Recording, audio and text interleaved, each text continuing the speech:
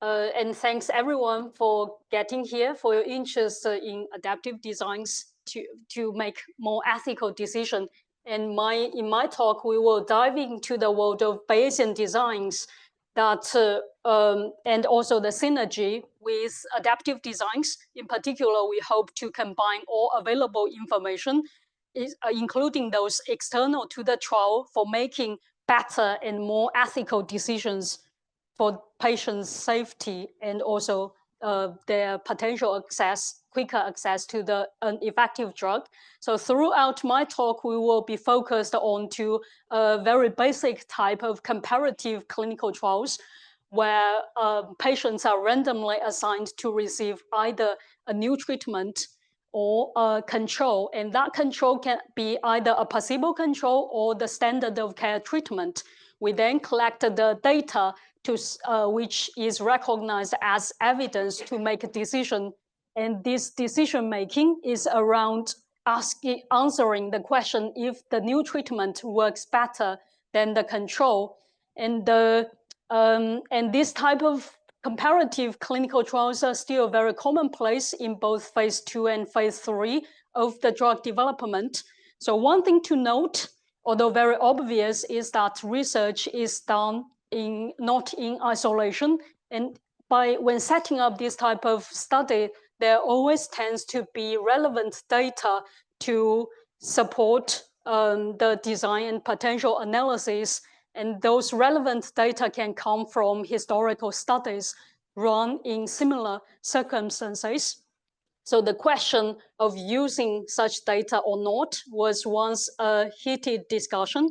And nowadays, this idea is gradually more acceptable. So the more exciting problem in my eye would be how to use that type of information.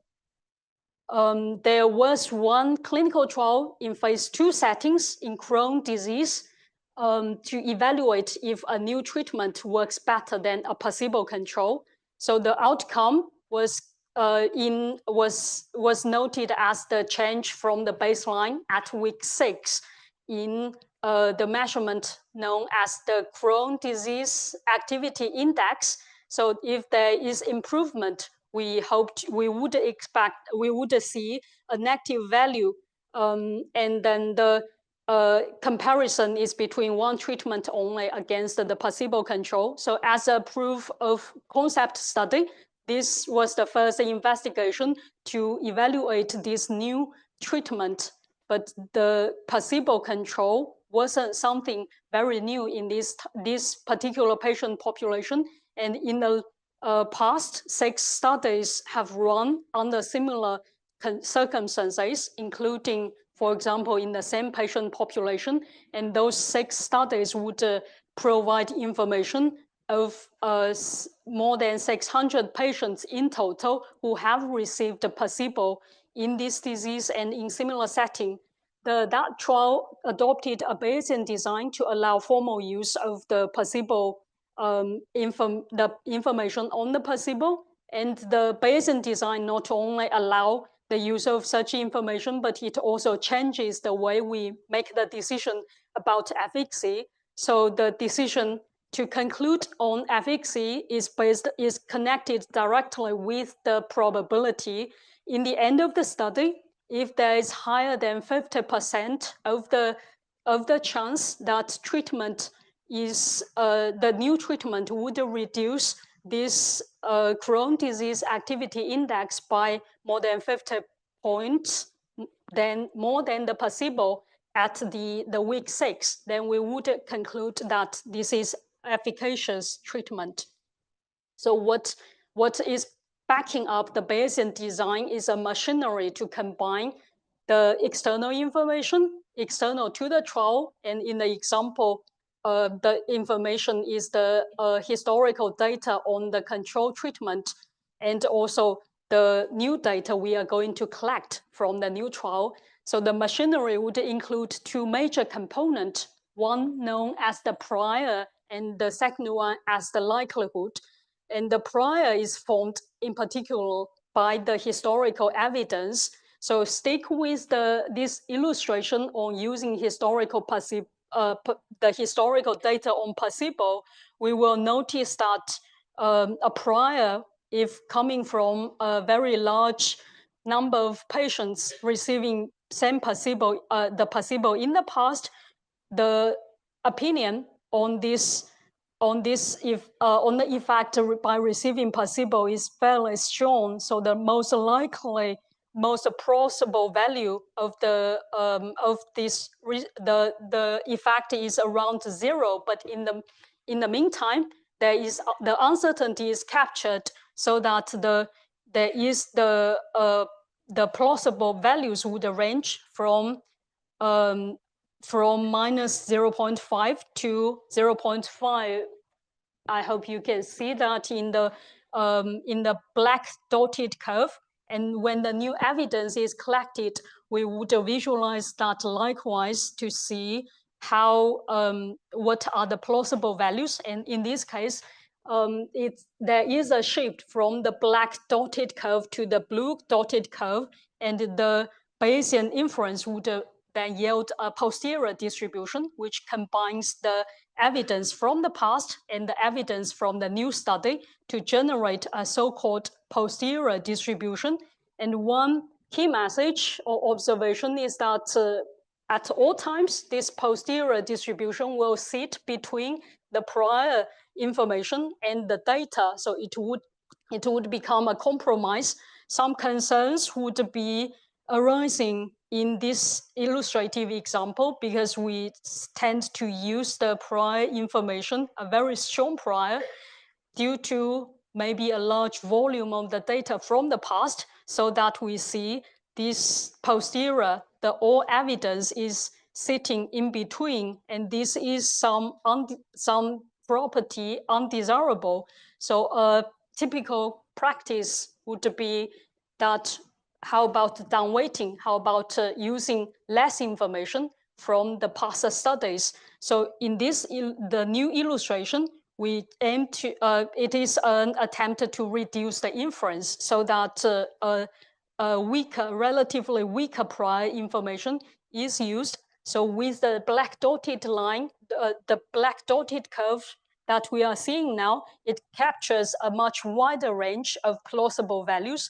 And so it is relatively weaker than the new evidence because the intensity of the evidence is is lower than the blue curve, so that the posterior distribution, the eventual decision will be dominated by the new data generated from the trial. So coming back to the Crohn's disease trial, that particular design eventually was conducted with caution.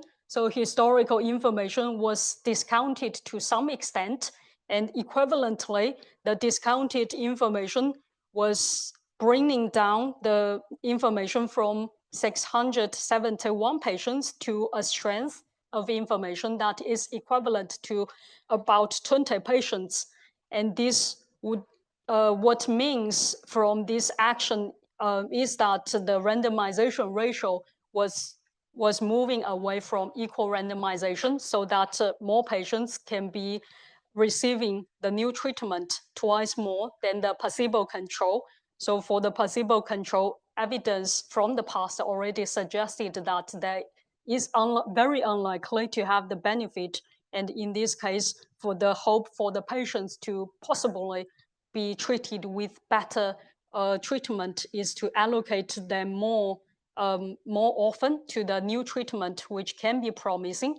So for this type of design in visualization,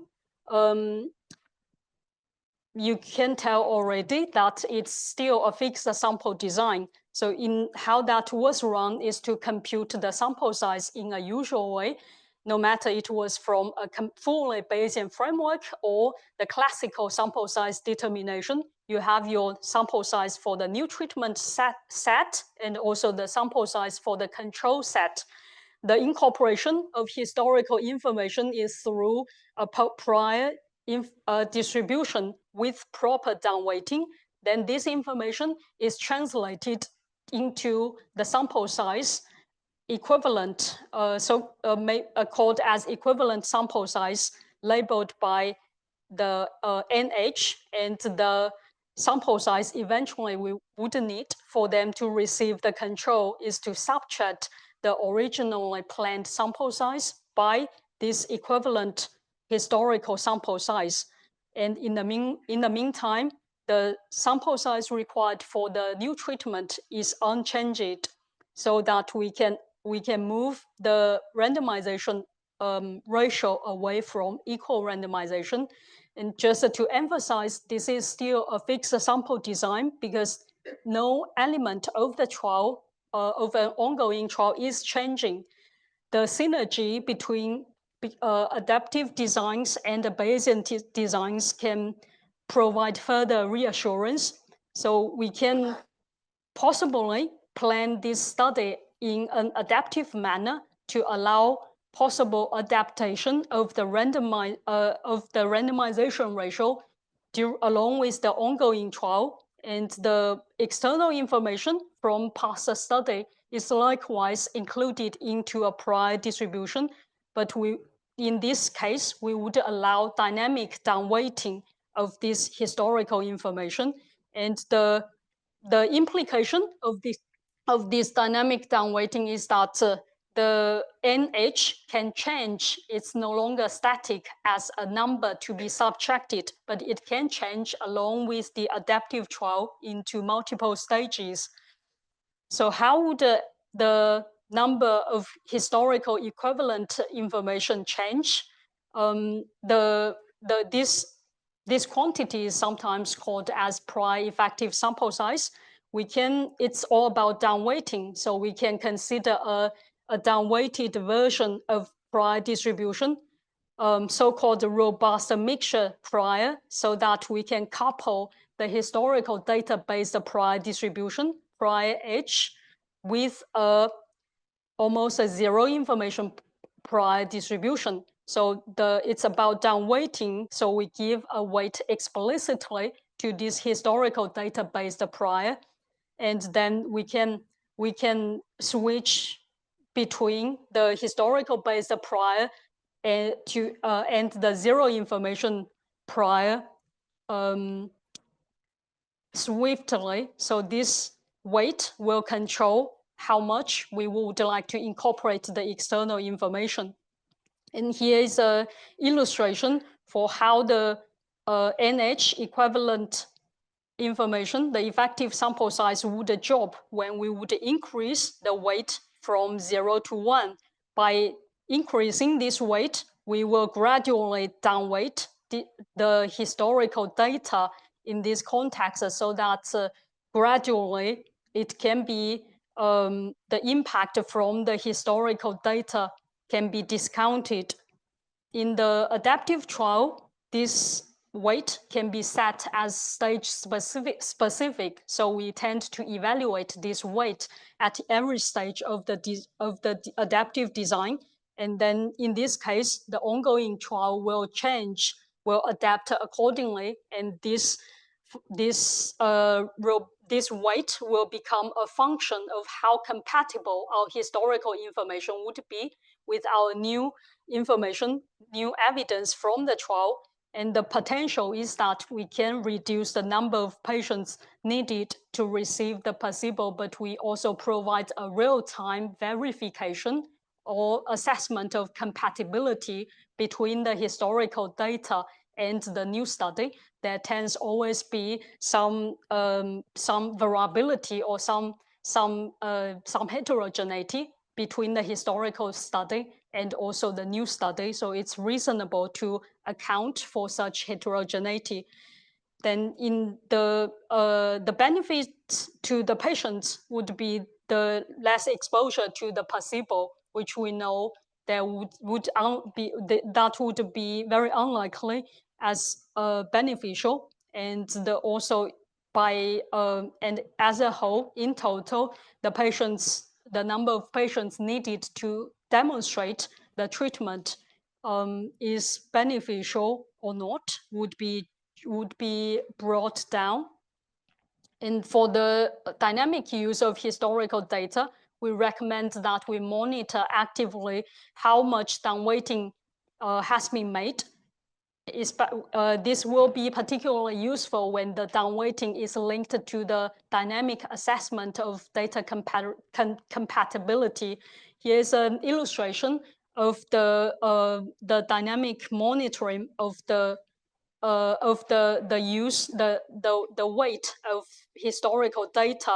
So in a separate context, is not in the comparative trial. So in the beginning, in this particular illustration, the evidence was viewed as highly compatible. So a full weight was allocated to the historical information.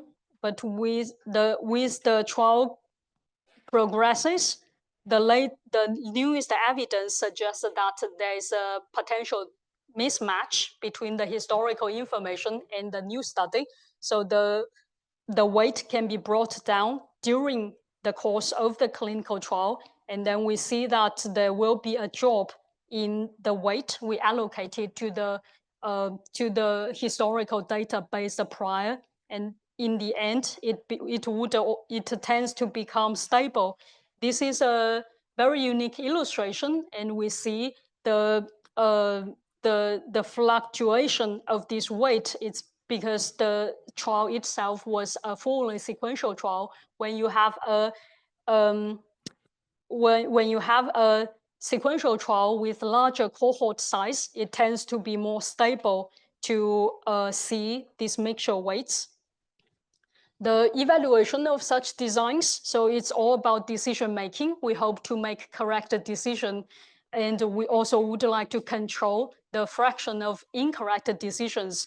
So in Bayesian design, all decisions are made based on the entire posterior distribution, which can be connected directly to the probability statement.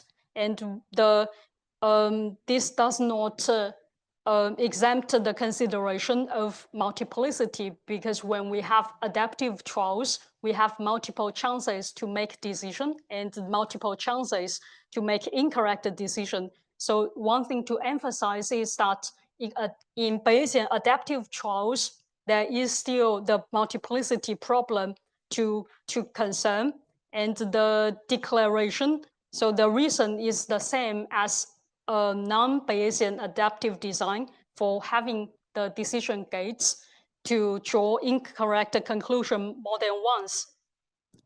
The one additional information to communicate in Bayesian design is that the strength of the prior would further exacerbate the multiplicity the multiplicity concern, that the error rate will be further inflated. So for the type 1 error rate, it is phrased in terms of the decision. So whenever we know the truth is not to make the decision of continuing the investigation, but in the end we make a decision for evaluation, it is incorrect. So this is the generalized concept of type 1 error rate.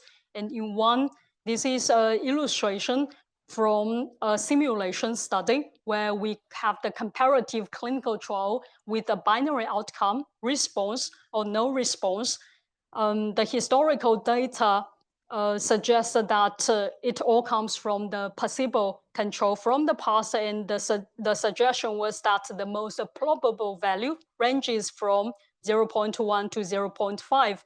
We have no information on the new treatment, so a vague prior was used for the new treatment. And for evaluating the type 1 error rate, simulations were run to see how frequent the incorrect decision of efficacy declaration was made over in the long run. So each decision was drawn based on a probability statement. And from this figure, we can see that when there is a conflict between the historical evidence and the new evidence, especially in the the right-hand side of this figure, where the implication is that the response on the placebo is greater than 50%, we have a large inflation, in particular in using the non-robust historic-based prior distribution. But if we consider a robust version to have a downweighting in consideration, it can be brought down greatly. And the use of uniform prior, the so-called almost zero information prior, would not have such issue so stringent. And the multiplicity issue is something always need to consider in adaptive design. Some key takeaways. So Bayesian designs offer a transparent way to combine historical evidence and the new evidence. This makes themselves especially attractive in practice for ethics reasons. There is the necessity to explore how much this information is equivalent to, and ideally this information from the past study can be tuned through a dynamic weight. The Bayesian adaptive designs would feature adaptation to the ongoing study. If there's no adaptation made to the ongoing study, that wouldn't be classified as a Bayesian adaptive design. The evaluation of type 1 error rate would be essential, and the concept of the type 1 error rate needs to be generalized to ensure this is the evaluation at the decision accuracy level, and simulation is highly recommended. If you forget all of my talk, I hope the last take-home message is that it's a metaphor, a very interesting metaphor. Some say that adaptive design are like driving a car with your eyes open, and I would add a little bit more to comment on Bayesian adaptive design. Is not only with your eyes open, but also the GPS at hand, so that you can know the real-time traffic and also the best route advice from experience, possibly by other drivers. That's all. Thank you very much. Thank you. Fascinating, and thank you for talking us through how a Bayesian design can affect the fixed sample size design and how we can go to an adaptive design. Alex, please. The mic here. Thank you. I really enjoyed that talk. So could you just say something about what the prior would be if we're in an area where we've got promising early phase data on our particular intervention, but we're in a context where none of our interventions work? So like, should my prior then be narrow about this particular intervention, or is it sufficiently broad that I should have a negative prior, and if I see it not working in a few, I adjust the same way?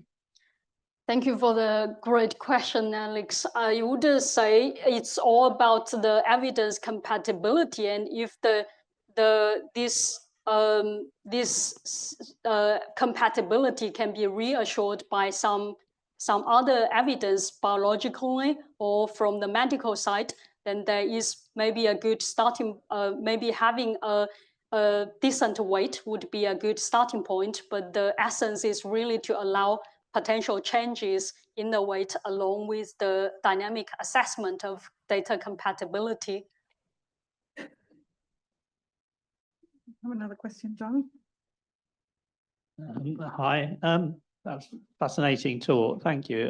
But I just wonder, if the study's designed to rely on the subjective use of historical data, what's the compromise in terms of the freestanding value of the data you've collected? A smaller sample size? Is it a weaker evidence base? Well, what's the trade-off there? From a funding committee perspective, they may say, of the opinion, no, just go away and run a properly powered study that's valid on its own right. Why would you accept this compromise potentially? What circumstances? Thank you, Simon. I think for funders, it may be very attractive to see that they can use less resources to demonstrate that. But indeed, so the best use of Bayesian design nowadays is in the field where the conventional approach falls short, and some some studies would be set up for the ethical reasons where the placebo control is involved, and there have been a great volume of knowledge or evidence to say this is very unethical to allocate patients to that group, so that we can possibly skew the allocation ratio a little bit. And additional application would include rare disease or pediatric extrapolation. Let's say there is a limited pool of patients to enter the trial, so it would be very struggling to run the clinical trial in the conventional setting using the widely accepted approach. And in this case, Bayesian design can provide a good solution. Thank you. One more question we had here. While we wait for the microphone, I would probably add to that question that maybe a funder would consider this approach when an RCT, well-powered RCT is not possible at all, the rare condition, the pediatric. So if it's not possible and the other alternative is just a non-controlled study, maybe that's where I would think that I would consider looking at this and also making sure that that trade-off is as minimal as possible and quantifying what the trade-off is in each case. But yeah, John. So so John Whittaker, MRC Biostats Unit. Good to see you again. I'd be very interested. This is my question. I'd be very interested in an industry perspective on the historical borrowing as well, where there's a big driver from an efficiency point of view. But the question was going to be, like, dynamically adapting the weight you put on the historical data is really attractive intellectually. But I do wonder, I mean, what happens if I've got a control arm, 2 active arms? I stop the active arm at some point based on a comparison which includes historical data. I go on a bit, I change the weight I'm putting on historical data. Now I would make a different decision to the one I had made earlier. Do I go back and revisit that treatment that maybe I dropped because I didn't think it was working? Now I think it might be working. You know, it seems like there's a lot of complexity here potentially that needs to be investigated.